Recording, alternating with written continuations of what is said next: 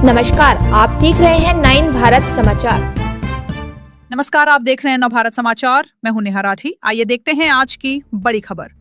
वरंगल जिला अध्यक्ष डुब्बा श्रीनिवास ने कहा कि आर्य वैश्य महासभा के तत्वावधान में 20 दिनों तक आर्य वैश्य परिवारों का व्यापक सर्वे किया जाएगा और सभी को सर्वे में सहयोग करना चाहिए। वरंगल शहर में कार्यालय द्वारा आयोजित एक प्रेस कॉन्फ्रेंस में वरंगल आर्य वैश्य अध्यक्ष डुब्बा श्रीनिवास, दाजेपल्ली सीताराम, ओलम सदा, शिवाडू, कृष्णमूर्ति, वीरेंद्र चिन्नाला, सुरेश मुल्ली, निरंजन और अन्य लोगों ने भाग लिया। इस अवसर पर बोलते हुए डुब्बा श्रीनिवास ने कहा कि अब तक 8 मंडलों में परिवारों का व्यापक सर्वे पूरा हो चुका और कल से वरंगल शहर में 4 और मंडल शुरू किए जाएंगे। उन्होंने कहा कि यह व्यापक सर्वे मुख्य रूप से आर्य वैश्यों की एकता में योगदान देना, आर्य वैश्य परिवारों की संख्या और आर्य वैश्यों की आबादी को स्पष्ट रूप से जानने और हमारी ताकत बढ़ाने के लिए यह उपयोगी होगा। उन्होंने कहा कि सर्वे में यह शामिल था कि कितने व्यवसायी, कितने श्रमिक, कितने लोग आकस्मिक श्रमिक के रूप में काम करते हैं। उन्होंने कहा कि सर्वे में प्राइवेट नौकरी करने वालों की फाइनेंशियल हालत साफ पता चलेगी। आर्य वैश्यों में गरीब लोग हैं, कई आर्य वैश्य ऐसे हैं जो गरीबी से जूझ रहे हैं, इसलिए उनकी फाइनेंशियल हालत पर सर्वे किया जाए। इसमें उन्हें सरकार से स्कीमें मिल सकेंगी।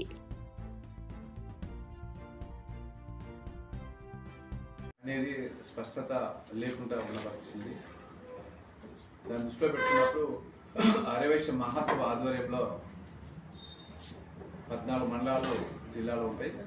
ఈ 14 మండలాలలో ఇప్పటికీ 8 మండలాలు నర్సంపేట, నెక్కొండ, గీసుకొండ, తుగ్గొండి, చంద్రావుపేట, ఖానాపురం, నల్లబెల్లి ఈ మండలాలు మొత్తం కూడా సమగ్ర సర్వే వైశ్య కుటుంబాలకు సంబంధించిన సర్వే పూర్తి చేసుకోవడం అనేది జరిగింది.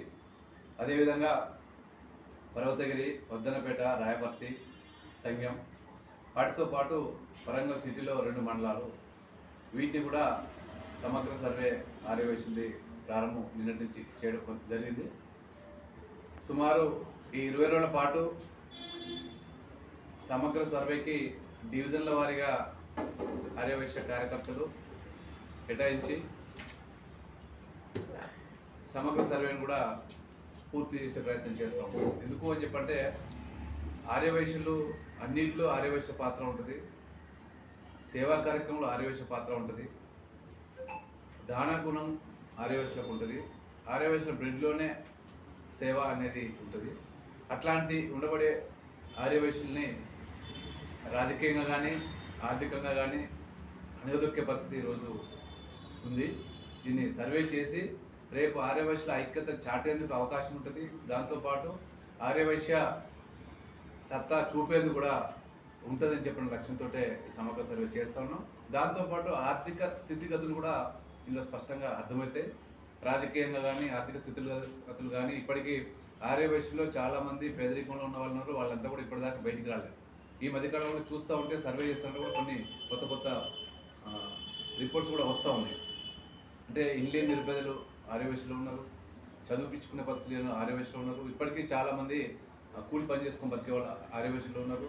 అట్లాంటి స్థితిగతులు ఉన్న వాళ్ళందరూ కూడా రేపు రాబో కాలంలో వాళ్ళందరినీ ఐడెంటిఫై చేసి వాళ్ళ కోసం ప్రభుత్వం చూసే సంక్షేమ పదాలు కానీ ఏమైనా కూడా వాళ్ళందరికీ ఇప్పించే విధంగా ఆర్యవైశ్య సంఘం మహాసభ ఏర్పాటు చేయాలని చెప్పిన లక్ష్యంతో ఈ సమగ్ర సర్వే ఏర్పాటు చేయడం అనేది జరుగుతుంది.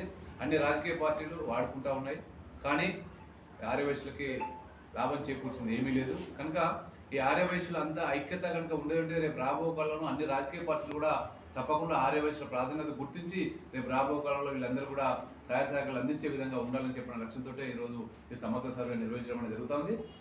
ఈ సమగ్ర సర్వేలో మన టీమ్స్ వచ్చినప్పుడు తప్పకుండా ఈ సిటీలో ఉండబడే అందరూ కూడా సహకారం చేసి ఈ సమగ్ర సర్వేలో భాగస్వాములు కావాలని చెప్పని కోరుతాం.